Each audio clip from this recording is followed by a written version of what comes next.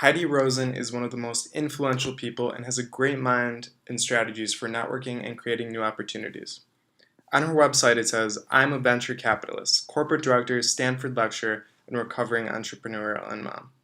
She was raised in Silicon Valley around technology her whole life, especially with her parents having such a high technological background, which was a strength in itself. She received credibility in the Valley, majored in creative writing, and then worked for a tandem company as an editor and learned about the technology at the same time. She went to Stanford University with an undergraduate degree in creative writing and later received her MBA. It all started after losing her fiancé when she started to network more and realized that she was very good at making connections. The first decade of her career actively built her network. She was a co-founder and CEO of the tea maker company, which made software for computers, and then later with Apple Macintosh. Her brother Peter created Table Maker and then launched a company. Roizen also served on the board of directors of the Software Publishers Association and was its president from 1988 to 1990. She was also the vice president of the worldwide developer relations for Apple company. Delving deeper into her specific business roles, a strength of her network we can see is one for her first job, she called the recruiter directly and they hit it off and she got the job. She returned for her graduate school in business and received a letter of recommendation from the CEO of the company Tandem. So it goes around, comes around. With Tandem, she was able to link the executives and employees and learned a lot of experiencing networking. She started working later then with her brother with the programming company. She began to campaign to build relationships and propagate the company, Teammaker, and also she attended many events, turning just a small conversation into one of substance. She also took any opportunity to go on a panel or interview. Doing so, she was able to mend and create meaningful relationships. She joined the Software Publisher Association, SPA, to raise awareness about specific issues relevant to the company. She emphasized that joining organizations like so benefited her to build connections and grow.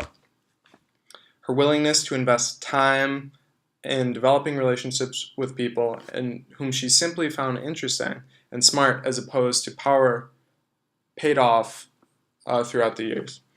She was also an advocate of doing a lot of work and not getting paid, but making connections you never know could be worth it.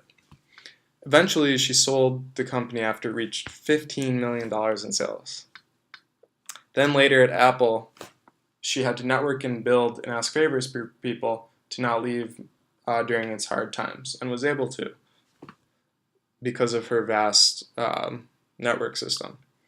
She used performance and consistency to her advantage and have good relationships, and she would rather undercommit than overdeliver. Being friends with Bill Gates was a huge network in itself, and she was able to mend Apple and Microsoft relationship. But then eventually, she quit, again due to the high volume of work, and served as a venture capitalist. She uses networks to add real value and sees a clear benefit in doing so. Really, what differentiated Heidi from the pack was how she went the extra mile. She would email people the day after meeting them, and just to let them know that she enjoyed meeting them and to get to know them and put them in the system. So they would put her in the database as well as her with them. She said in her interview with Stanford, you only need one good conversation for it to lead to something else. As a venture capitalist, she received 10 business plans per day. She responded to everyone, even people she turned down, because you never know what's going to come out of it. But perhaps you could create some type of screening process to make it more efficient and less time consuming.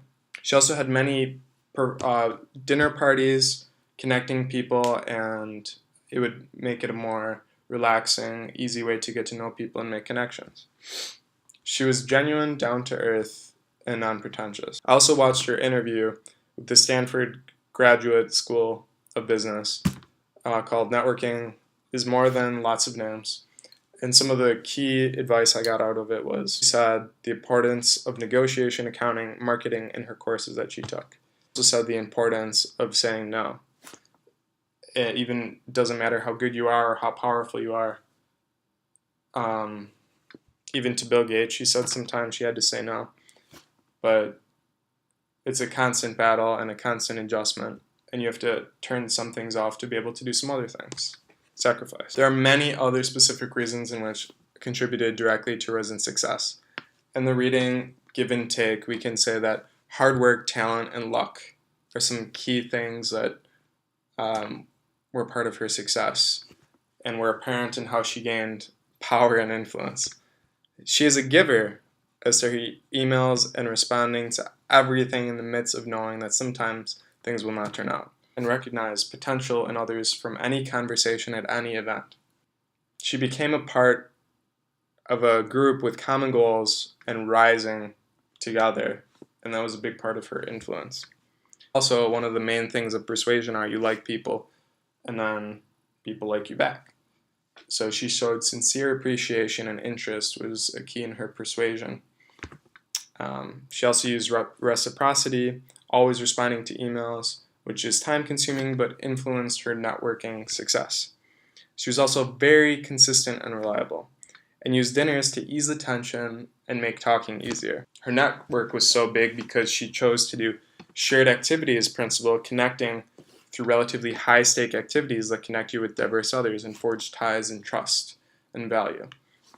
So doing these shared activities such as the dinners or meetings or association organizations, she was able to let them break out of their normal roles and kind of get together on a more personal level, which could translate later into business. She also had a very diverse network.